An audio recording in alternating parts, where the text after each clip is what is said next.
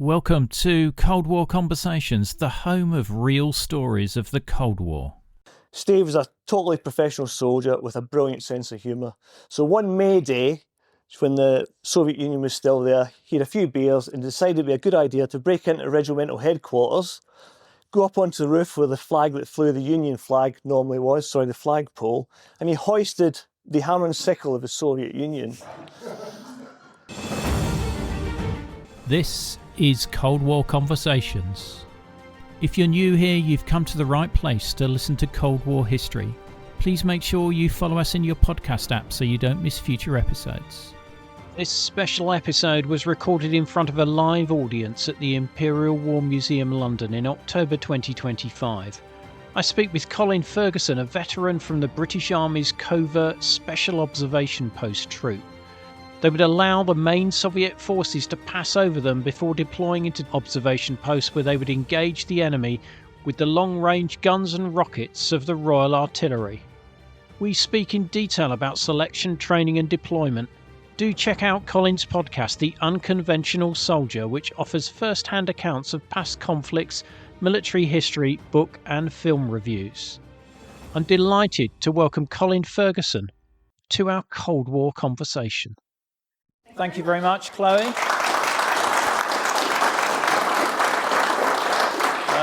Thank you for turning up, everybody. Really appreciate having you here. As Chloe said, Cold War Conversations is primarily an oral history of the Cold War experience. It doesn't cover just military, but civilian, espionage, even astronauts. And in my view, there's nothing like hearing history from someone who was there. And we have, in Colin here, someone who was there, served 22 years in the British Army and was part of the Royal Artillery's Special OP troop. So, as time is of the essence, I'm going to go straight into the question. So, what was the Special OP group, Colin? Before I answer that question, thanks for having me. The first thing is I'd just like to do a quick story about what I think was the sacrifices made by my friends and also the sense of humour. This chap here, obviously not me. Far too handsome. It's a guy called Steve Cummins, who, along with another guy in my troop, Miles Amos, was killed in Northern Ireland in 1989. Steve was a totally professional soldier with a brilliant sense of humour. So one May Day, when the Soviet Union was still there, he had a few beers and decided it would be a good idea to break into regimental headquarters, go up onto the roof where the flag that flew, the Union flag normally was, the flagpole, and he hoisted the hammer and sickle of the Soviet Union. The RSM was driving into camp the next day, and needless to say, that was the first thing he saw, because you could see his flagpole for miles. And Steve spent the next 5 days in the regimental neck contemplating the error of his ways. But to answer your question, Ian, so in 1982, the Royal Artillery had 2 depth fire regiments, and they were equipped with the M107 gun, which could fire out to about 30 kilometres. And their job was to deploy along the end of the German border, as close to the border as possible, and fire on the advancing Warsaw Pact forces. The problem they had was they had no method of observing the fall of shot from the guns. It was all predicted fire, so they look at likely routes of advance based on the order of battle of the Soviet and the Warsaw Pact forces. Also at this time, the British Army was looking to do a re-equipment programme, and they were bringing into service Warrior, Challenger tank, and more importantly for the gunners, the Multiple Launch Rocket System, MLRS, which would offer a greater rate of fire and a greater range as well. In tandem with that, you had General Bagnall, who was rewriting the doctrine of how the British Army was going to fight the Warsaw Pact. So instead of forward defence, he was introducing the thought of firing in depth, usually using air at this time, on the second echelon follow-on forces, and using manoeuvre to take on the contact battle with the advanced forces. So our commanding officer at the time, Lieutenant Colonel Stone, later Major General Stone, realised there's a capability gap here. So he wrote a paper and he said to Bagnall, "This is what I want to do. I want to raise a troop of guys who will dig in, let the advanced forces come over them, emerge from the hides and take on the follow-on forces." And Bagnall, if anybody knows about General Bagnall, was not a man to muck about, and he just said, crack on. And that's how the troop came into existence in 1982. And how did you get recruited into this select band? Well, In Germany in the 1980s, it was a good life for a soldier. There was cheap beer, cheap fags, cheap cars, cheap fuel, but it was boring. Going and exercise was boring. I worked in the regimental command post of an air defence regiment where they had the RSM, the CO and everybody else hanging about. I spent a lot of time in NBC, full kit on NBC Sentry, and I had enough of this. So I walked down to the battery office, which is a place you didn't go into lightly because that had the BSM and the battery commander. And I wanted to go and do P Company and go back to UK and join the Airborne Regiment of Royal Artillery. And like all BSMs, he had like bionic ears, and he heard me talking to the clerk, and he said, "Ferguson, get in here." So I marched in. He goes, "Why are you leaving my battery?" And I said, "Because I'm bored," which is probably not the best thing to say at BSM. And he says, "What do you want to do?" And I said, "I want to go and join 7RHA, go in the OPs, do more soldiering." And he said, "Well, if you go to P Company and you pass it, the chances are you'll end up in the guns or back in a command post. But I know the place for you." And he told me about, there's a unit up the road called the Special OP Troop. They work behind enemy lines and 6-man patrols. And more importantly, they're led by sergeants, there's no officers. And that was the final selling point for me. So I put in and applied for the Special OP Troop at that point. Right. And what was the selection course like for this? Well, the whole thing was very, very secretive, and you never got to know about it. But I got some join instructions. This is all I could find out about at the time. So my friend has got, these are like 40 years old, and he came in before me. So the selection course, you got your papers to turn up, and the opening paragraph says, "Selection lasts for 6 days and is designed to put you in a number of different situations to enable selectors to see a reaction. You don't have to be super fit, just BFT standard," and that was just like a run in boots, "and boot fit. We don't expect trained skilled map readers, but someone that shows us that he has the ability to learn." Okay, so it was pretty vague. So you turned up on a Sunday night with all your equipment, and there was about 15 or 16 guys when I turned up. You met the instructors, you stood up, you gave a little story about why you wanted to join the unit, and then they showed you a little video, which is like one of those Pathé ones about the sniper, and it showed you them constructing a basic hide. And then the next day we got up, and you did a BFT, a run in boots, just to show that you had a very basic fitness, and it was a basic fitness to BFT. And then you spent 2 hours in the back of a 4-tonner, and you're taken up to Hildesheim, which is quite a hilly area in northern Germany, and then it started. And as soon as you got off the 4-tonner, what became distinguishable for me was, unlike basic training where you've been shouted at and herded round and harassed all the time, there was none of that. It was all very calm, it was all very collected, but you're being watched all the time. And the first thing they did was they paired you up with somebody, an oppo, and you were told he's not to be more than 2 meters from you at any one time. So if you had to go to, one of the DS summoned you, you had to go along with your guy. If you had to go to the toilet, the guy had to accompany you. And that was deemed very important. And a lot of that was just making sure that you could do basically what you were told without supervision. And there was a number of exercises you did. For example, there was an 18-kilometre navigation exercise. But it wasn't just about getting from A to B. You'd come up to a checkpoint, and the instructor would be there, and he'd have a poncho, and he'd uncover the poncho, and it'd be a basic form of Kim's game that most people should be familiar with, Rudyard Kipling. And he'd go, cover it up, come back 5 minutes later, list the objects. Then you go on to the next checkpoint, and the DS would say, what were the objects at the last one? And what was the number of the Land Rover that was parked there? Okay, like, oh, okay. So then you're trying to remember all this stuff as you're going on different checkpoints. You get to another checkpoint and be on a bit of high ground, and the guy would say, within these boundaries, there's 10 objects hidden. I need you to locate them and tell me where they are. You get up to another checkpoint towards the end of the 18 kilometres, and it was more than 18 kilometres because you're a young soldier and your map reading's not brilliant. So a lot of people end up doing like 25 Ks, 30 Ks because you're getting lost. So towards the end of the day, you turn up and you do a weapon handling test to make sure you can still function with your weapon. And the very last checkpoint would be something like a military knowledge test. So you'd have all these things going on throughout the day, and each morning you'd get up, there'd be battle PT, there'd be a night, they'd teach you how to do a recce, and you'd have to go and do a recce patrol and write the patrol report the next day. And again, they're not expecting you to be expert at this point, they're just seeing how trainable you were.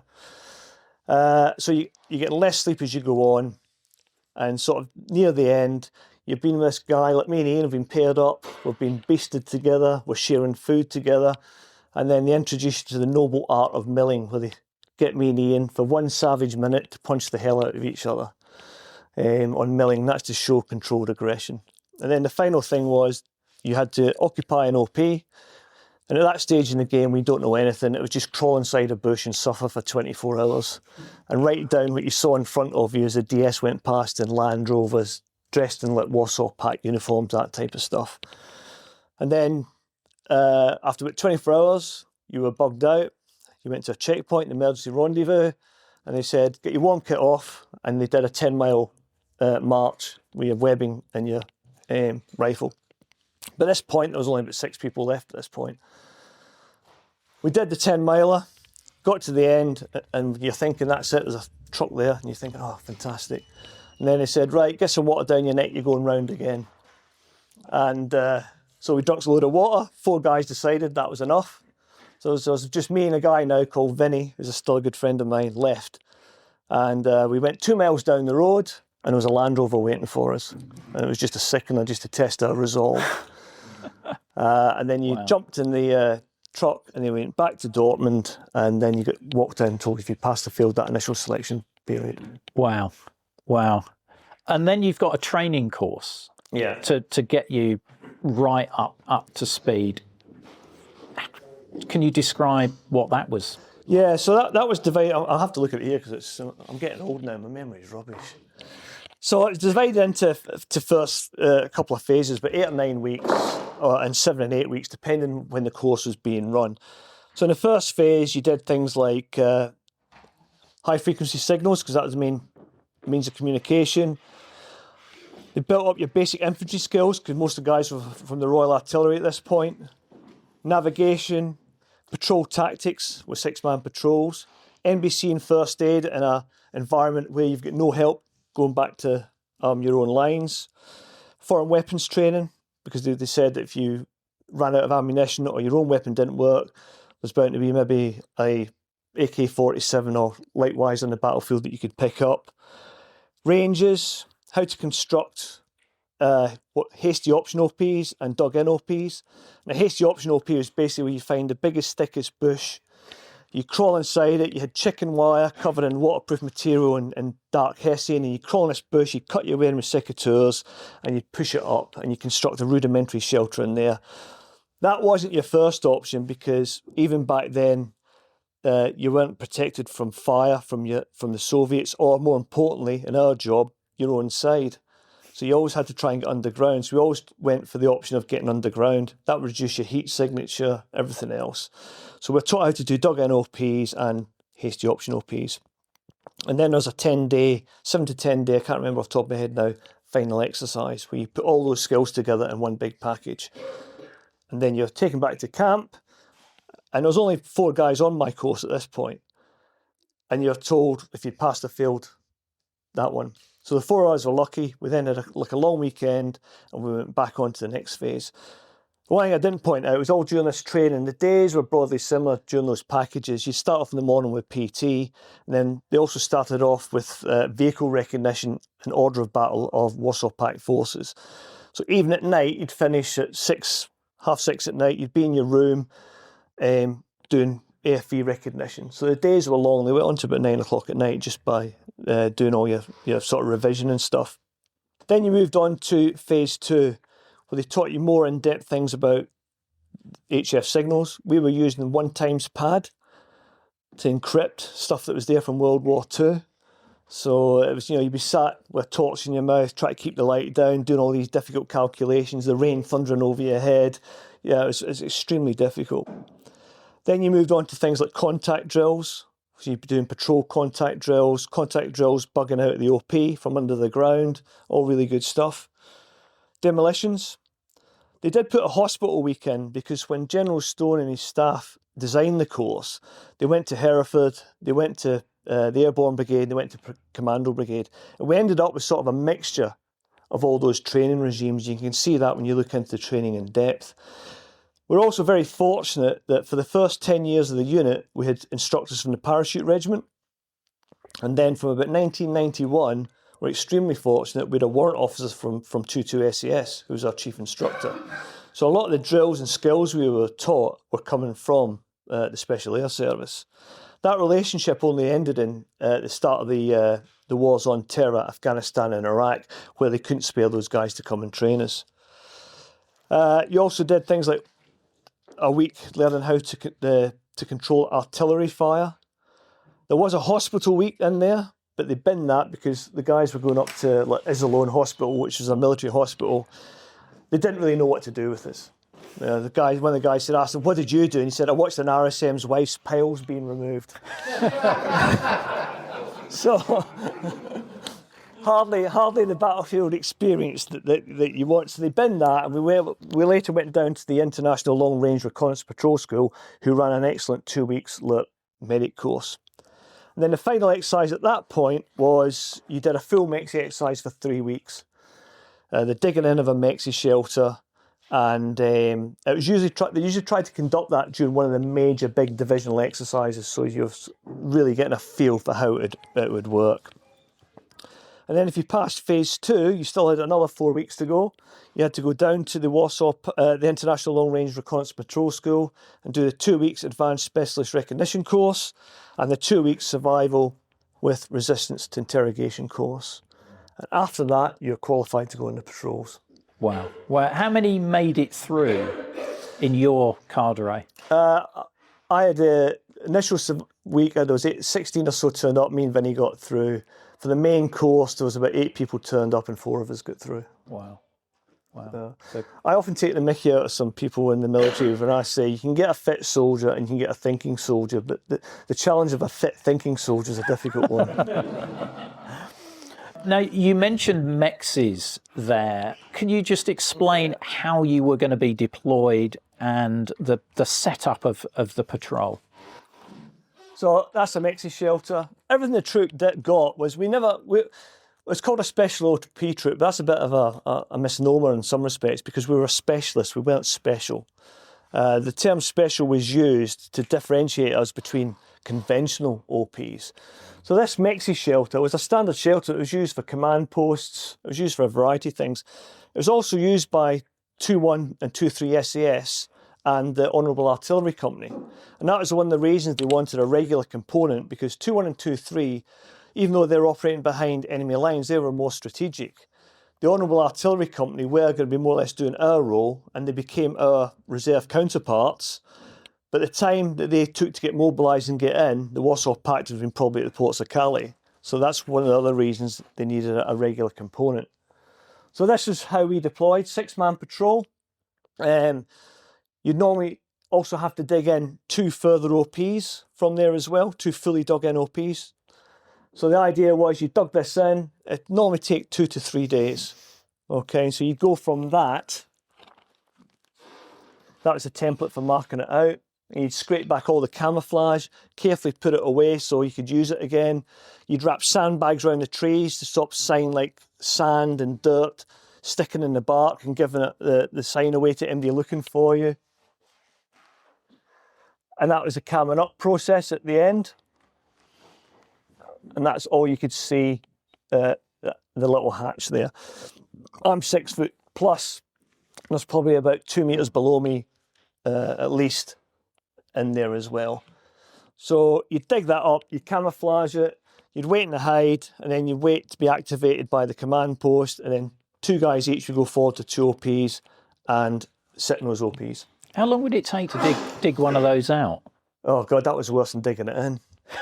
Honestly, it would probably take 4 or 5 days to get it out, because you've got the covers in there, you have to be careful how you remove them. And I look back on it now, I mean, it's health and safety wise, they'd have a field day now. Yeah. There's no shoring up of the sides. And sides used to would collapse on you as you're digging. Was entrenching tools, manual. We had a little digger that they found was used for digging out posh basements in places like Knightsbridge.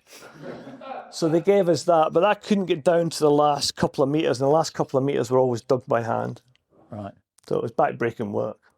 And how close were you building these to the inner German border? We got what had happened is you'd get named area of interests and target areas of interest from a higher formation, based on intelligence summaries, that type of thing. So like a named area interest would be like looking down a valley for example. A target area of interest would be like a crossroads, prominent crossroads or a likely choke point. So you'd base your recce's on that. Where you sighted the mexe and the OPs was entirely up to the sergeant patrol commander on the ground, which you think about, it's quite a lot of responsibility. So some of the OPs could be right on the IGB.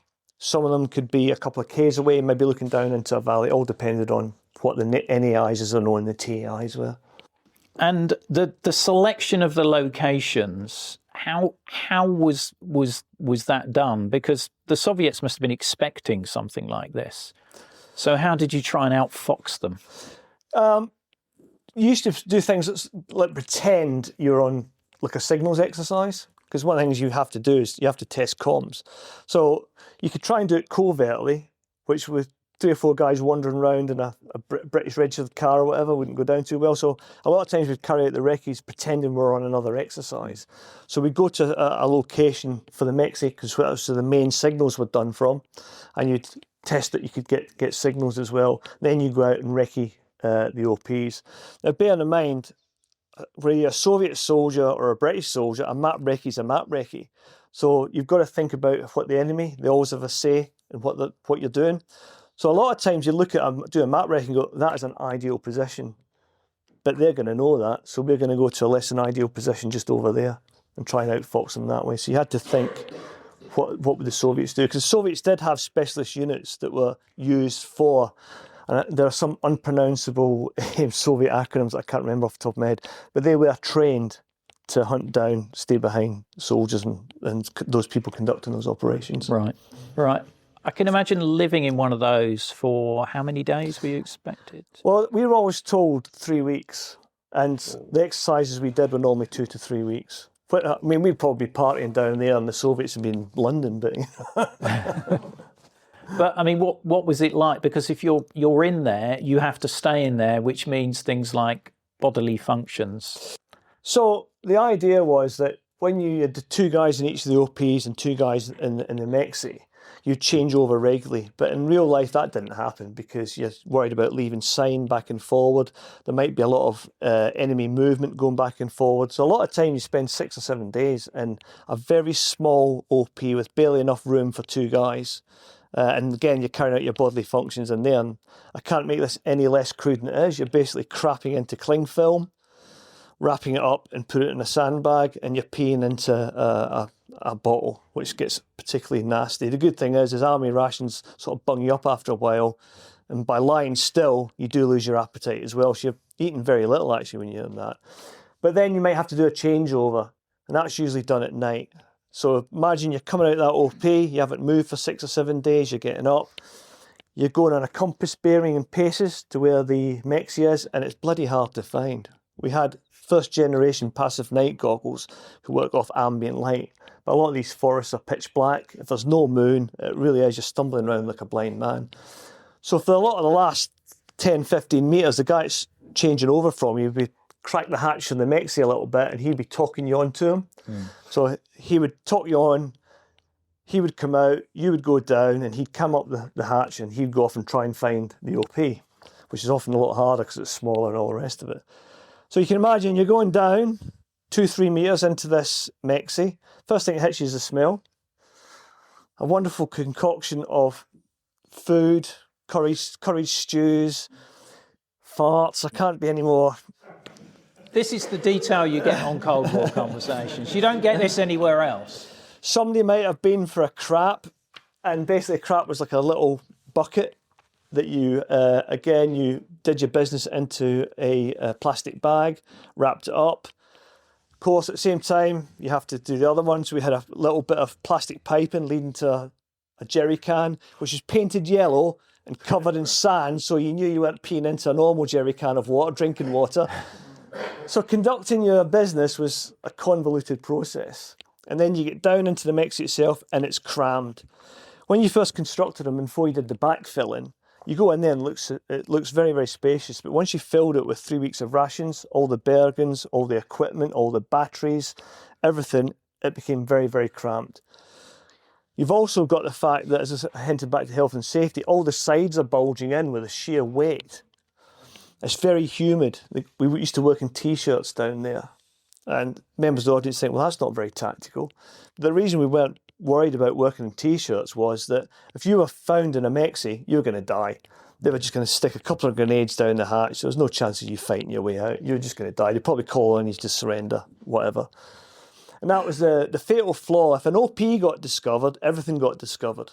Because what we did was we ran a telephone line, dug in, hidden, between the OP and the mexe shelter. So if an OP got compromised, they'd find out that in the OP was a field telephone, and all they had to do was rip up the phone line and follow it all the way back to the mexe. So if an OP got compromised, it was bug out, everybody get away to the ERV. So you go in there, and actually, compared to life in an OP, life in a mexe was fantastic. You could stand up, you could eat what you wanted, guys had books down there. Because what you'd find it would be a flurry of activity. You know, you got a convoy or a load of vehicle movement. So the two of you'd be working away and the two guys in the OP would be working away. But then you get lulls. So you'd sit on a radio watch, reading a book. You might be playing cards because there's only so much sleep you can have in a place like that as well. So it was a lot more preferable to being in an OP. Right. And were you ever detected or compromised on exercises? Yes. Yeah. We were on a big exercise. I was in an OP, and I could hear there's a German army unit, Bundeswehr unit, was doing a clearance patrol along the wood line, and I jumped the gun a little bit. I thought we'd been compromised, and we hadn't. And I realised this when I came bursting out the OP, firing my weapon, and this young Bundeswehr conscript, just absolutely terrified, dropped his weapon and ran. And I knew at that point that, damn it, I'd compromised us. We hadn't been compromised by then, and then we activated it then. But compromise is interesting because I've got some facts. So I was doing some digging. There was an exercise called Badger's Lair, which was run in Soltown, Germany in 1973. And this was run around 2-3 SAS, TA and the HAC, who were digging in mexe shelters. Now, they used to operate slightly different from us. They used to dig in these massive shelters on the front edge of wood lines, which how they ever thought they'd get away with that, I don't know. Later on, they evolved and changed the same way that we operated, where they'd hide the mexe deep in a wood and put the OPs on the wood line. But during Badger's Lair in 1973, they very quickly discovered 37 out of 39 hides within a matter of days. And that was direction finding with signals and the use of dogs. Okay. They ran another exercise called Temple Priest in 1981, and they discovered 72 to 80% of the SS patrols and 50% of the HAC patrols. And I think at that time the HAC were doing the mexes further back in. They then did another rerun called Exercise Temple Priest 2 in 1982, and the results of that are classified. But your biggest Achilles heel was the fact that they're using HF communications, which has to communicate back hundreds of kilometres. So you'd have the entrance to the hatchway that you saw there, you'd normally have the radio positioned there, and you'd have antennas coming out from that radio, so you'd always have an antenna array up. We rigged it so that if you could sense that there was somebody in the area, you could drop the antennas to the ground from the hatch. But a lot of times they would get snagged, and you'd have this big antenna saying, hello, we're over here, basically. We later got a radio called the 319, and the beauty of that was you could remote the antenna 50 metres away from the mexe, which would buy you a bit of time. Now, people used to say to me, did you have things like Claymore mines and all the rest of it? We didn't, because we looked upon it that the more stuff you have up on top, there's the most chance of being discovered. So actually, camouflage and concealment was your best weapon. We did have some rudimentary technology. We had a thing that was called EARS, and I can't remember the exact name of the acronym, but it's something like External Acoustic Remote Sensor, I think it was. And it was called EARS because the actual sensors were like two pairs of ears, like a pair of ears. And you could put them up a tree, but I could never even distinguish between a German wood pig and somebody walking around with a rifle. So they weren't very good. Right. So camouflage and concealment was your main sort of weapon. And if you were detected, what were your instructions? So you had an emergency rendezvous. So basically, say for an example, an OP got compromised, they'd try and get a message back to the mexe, who would then inform the other OP, and and then you'd bug out to the emergency rendezvous, and that would be open for a set period of time. And then basically that you'd be back and you'd be escaping, evading back to your own lines. And that would be as rudimentary as take a bearing and head that way. And then you'd obviously be in communications with the command post, because you weren't going to get your big Bergens out. You'd be on the run with a day sack with the radio in it and your belt kit. So we always had like a 24-hour rations and a belt kit and that type of thing. And then you'd get away from your ARV, lay up at some suitable point, get in touch with the command post, let them know you'd be compromised, and then they'd give you orders. And can you just talk a bit about you mentioned the enhanced escape and evasion training, what that involved? So you went down to the International Long Range Reconnaissance Patrol School in Weingarten, and that's where a lot of people that stay behind advanced forces did their training. So you had a lot of guys in the Parachute Regiment, Recce, the HAC, 2-1 and 2-3 SCS, and units equivalent to that throughout NATO. And basically that was run by the SCS, that course. And you spend like a week making survival equipment, improvised clothing. Now we knew from guys that had done this before that the more time and effort you spent on it was wasted because they took it off you before you took you to a survival area. So we'd do things like we'd cut the corners off sandbags and go, oh, that's my hat. And then we'd go down the pub. And you'd have all these Americans and that making like stuff that you'd be like a tailored suit, essentially. Yeah. Absolutely in tears when it was getting taken off them. And you had to make your own silk escape mat, that type of thing. And then they take you out into the survival area and they show you how to make rudimentary shelters, how to cook a rabbit. And then you'd be sent on the run for 3 or 4 days, and you'd have a hunter force chasing you. And you're basically using your silk escape mat, you go from one checkpoint to another. When you get to checkpoint, they sometimes give you a little bit of food. I was on the run with a Belgian guy, and he went forward, and he came back and he says to me, bear in mind this is pitch black at night, he goes, Colin, they've given us steak. And I was like, fantastic steak, honestly. He goes, look, feel. And I said, okay. So we got into where we were laying up during the day and go, can we risk a fire, get that steak out? And opened up and it was tripe. And a thought of cold sheep stomach washed down with nice ditch water that had been sterilised was, we just threw it. We'd rather go hungry. And then basically the engineer that saw that at the last checkpoint you were taken prisoner, you were hooded, you were taken to an interrogation area, and then you were subject to white noise and stress positions, and every so often you'd be taken out and you'd be questioned and go through that. And all you could do back then was give out your name, rank, number, date of birth, and that went on for 24 hours. Wow. Wow. I mean, you must have been under no illusion about the likelihood of your survival.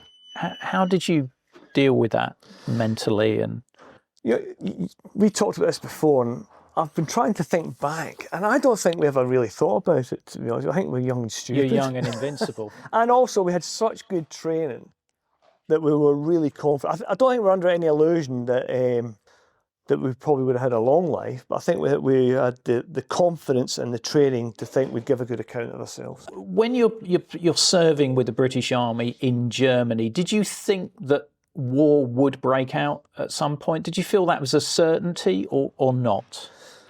I think we all thought it could happen. Whether it be certain or not is a different conversation, but we took our job 100% seriously. Our guys were fastidious at what we did. Every day we trained properly. We'd do Morse code. That was the other thing I forgot to say is during we had to learn Morse code.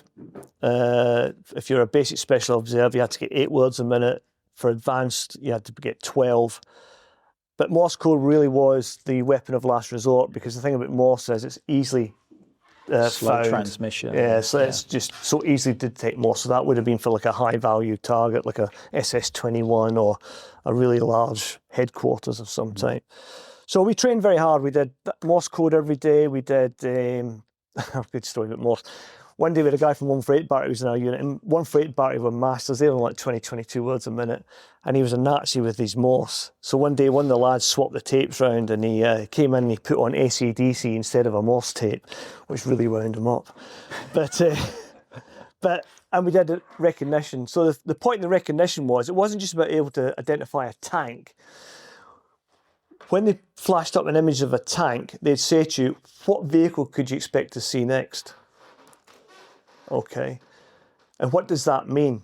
So, for example, you maybe see a tank, then you maybe see a BMP, and I don't know if I got this right now, but that might indicate the vanguard of a motor rifle regiment. So the Soviets always deployed their equipment in identifiable packets that would give an indication of what was coming ahead.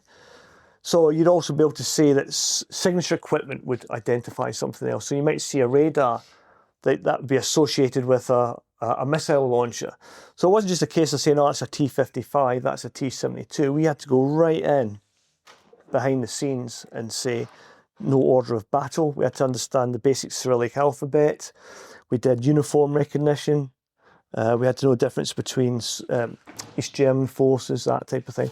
So we really were on top of our game with that type of recognition and order of battle. Yeah, I remember interviewing some members of Bricksmiths, and they talked about tarpology. Yeah. And the skill in identifying a vehicle under tarpaulin from its, road wheels or something like that. We used to get a lot of imagery from Bricksmiths, and it would, a lot of the recognition we did would be vehicles on tarps on the back of flatbeds, obviously transiting through East Germany, but also vehicles cammed up in a wood. You maybe just see the rear portion of a headlight or something. You were expected to know what the vehicle was behind it. That was the level of detail you went into, and sometimes it'd be a case of they'd flash images up just while you weren't an epileptic. I know it's not very politically clear to say that, but they'd do quickly flash them up just to train you that, because sometimes you might only get a fleeting glimpse of something. Because bearing in mind, an OP, when you're dug in the OP, you've got a small hole, maybe that size, and opening up like that to cover a certain area.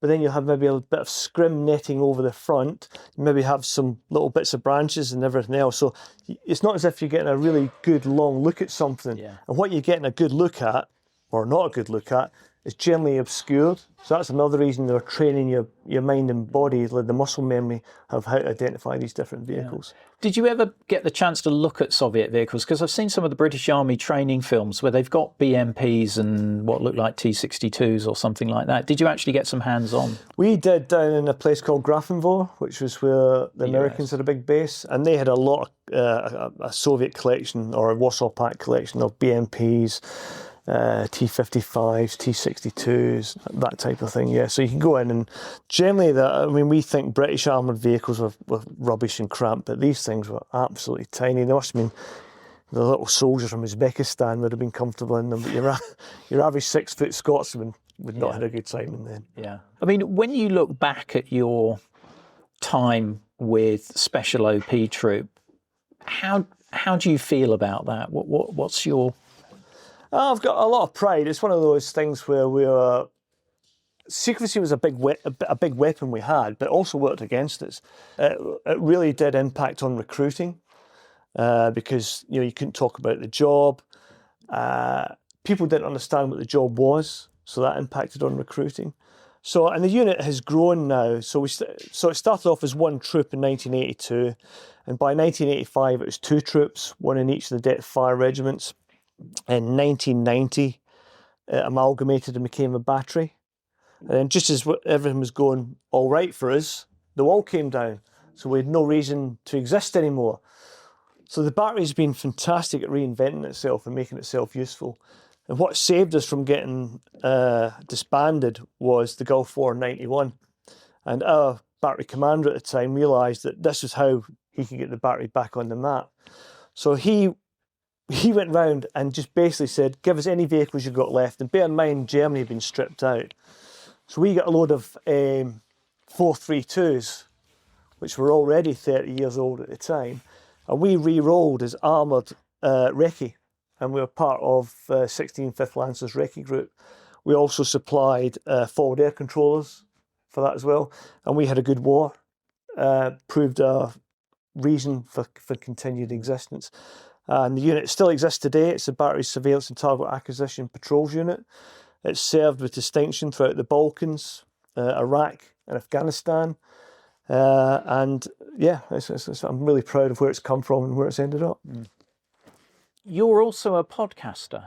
I am. So it's a Minor one podcaster compared to interviewing a you. podcaster. So the Unconventional Soldier podcast, can you share what that's about? Highly recommend. Cold War Conversations recommended. Doesn't get any higher than that, Ian, thank you. Well, I actually started the podcast off to capture the history of the unit because it was little known. So the first 15 episodes cover the raising of the unit and its history, and it's grown from there to cover other sort of 21st century conflicts.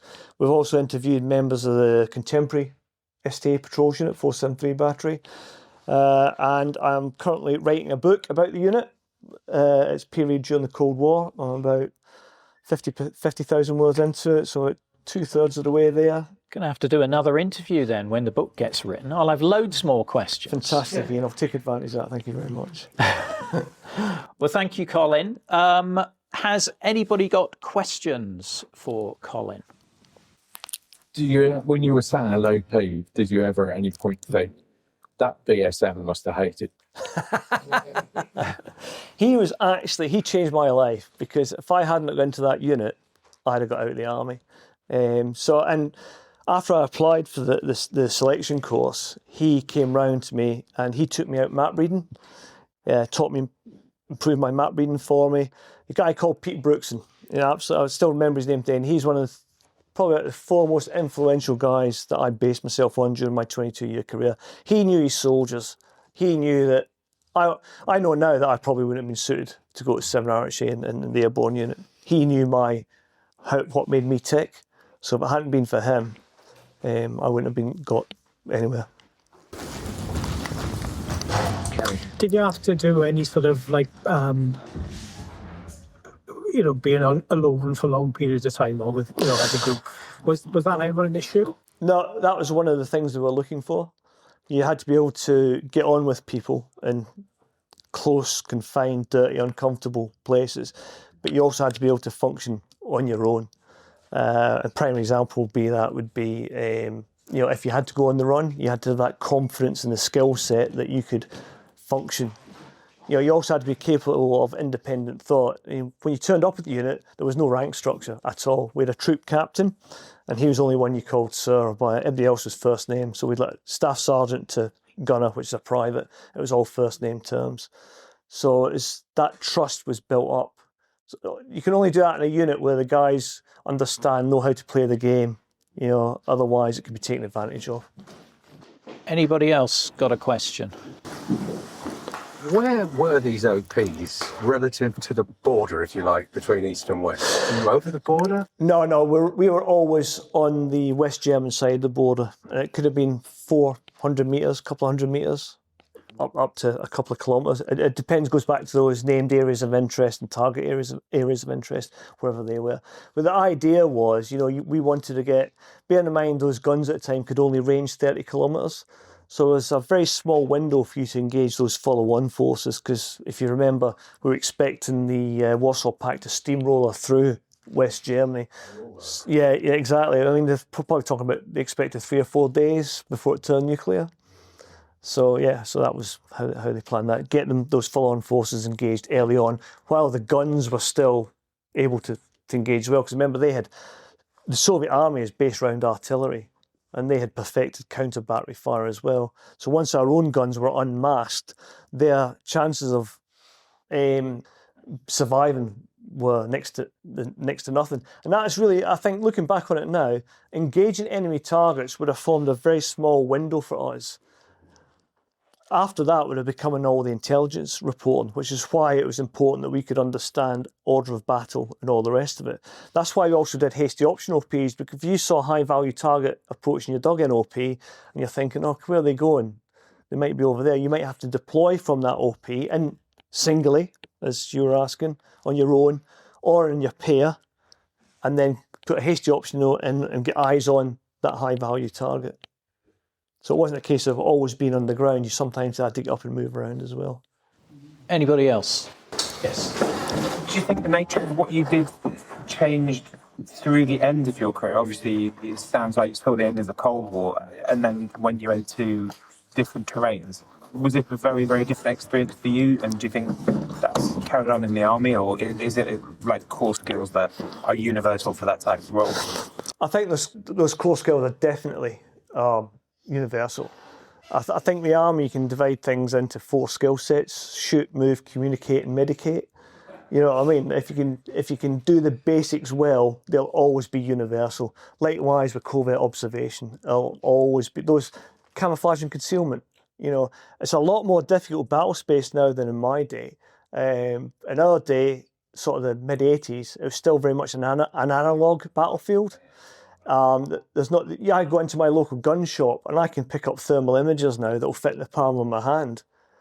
You know, so remaining undetected on the battle space with the proliferation of UAVs, mini UAVs, it's a far more difficult role. So I think even those skills of camouflage and concealment and reducing your signature, where it's thermal or whatever, your radio signal signatures as well, those skills are way more important now in some respects.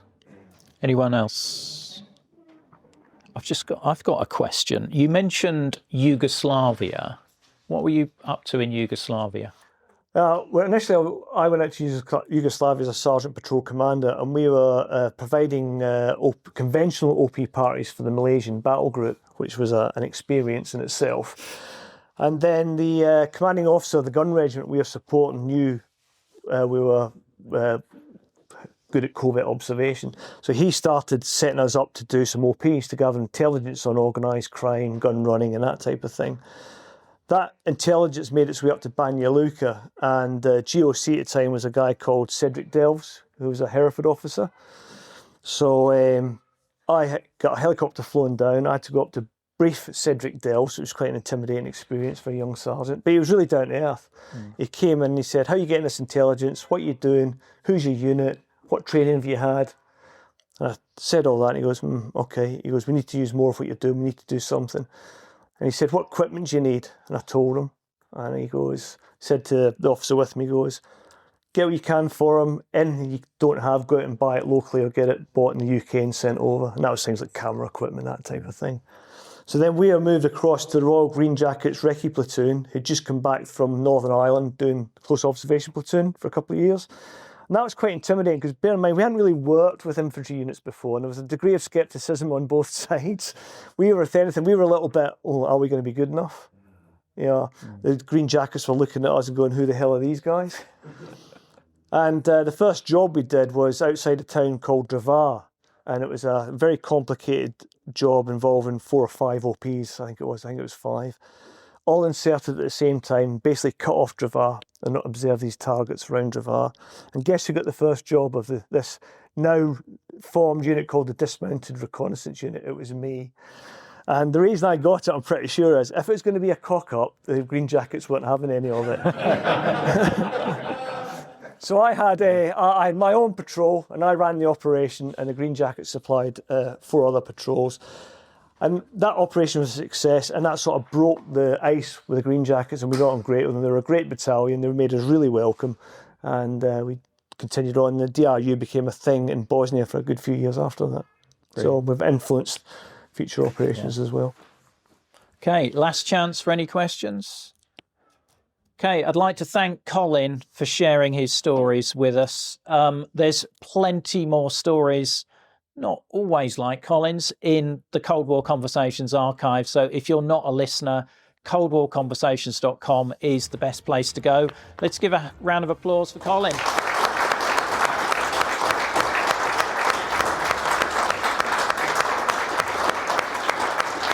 Thank you.